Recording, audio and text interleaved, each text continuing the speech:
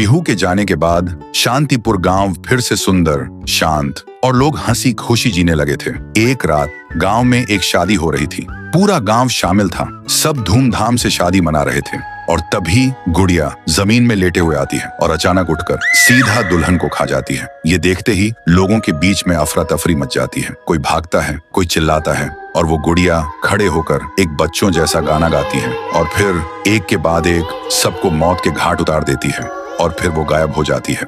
गांव फिर से कांप उठता है। सुबह सब लोग इकट्ठा होते हैं और कहते हैं वो भूखी लड़की वापस आ गई है। इस बार एक गुड़िया बनके लोग घुटनों के बल गिर जाते हैं और रो रो कर कहते हैं, हे भगवान हमें बचाओ। तभी गांव का मुखिया आता है और गुस्से में कहता है, चाहे वो कोई भी हो, है तो एक गुड़िया ही ना, आज रात मैं उसे खुद गांव से निकालूंगा। फिर रात के ठीक 2:30 बजे मुखिया अपने 2 चेलों के साथ गांव के बीच खड़ा होता है और फिर वही धुआं छा जाता है और वही आवाज, वो गुड़िया धुएं से निकलती है और सीधा मुखिया के पास चल के आती है। मुखिया कहता है, निकल जा मेरे गांव से, नहीं तो तुझे यहीं बिखरा दूंगा। गुड़िया हंसती है और कहती है, तेरे से पहले भी किसी ने ये सोचा था। और उसी पल वो गुड़िया बड़ी होने लगती है और अपनी पैर से तीनों को कुचल के मार डालती है।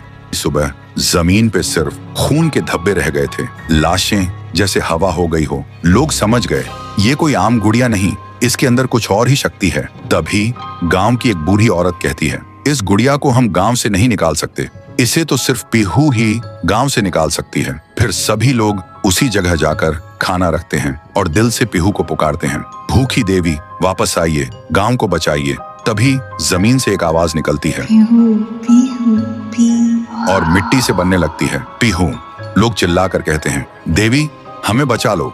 फिर रात होती है। वो गुड़िया गाना गाते हुए आती है, लेकिन अचानक पीहू उसके सामने आ जाती है। गुड़िया रुक जाती है। पीहू उसे पकड़ने जा रही होती है, लेकिन गुड़िया हवा में उड़ जाती है।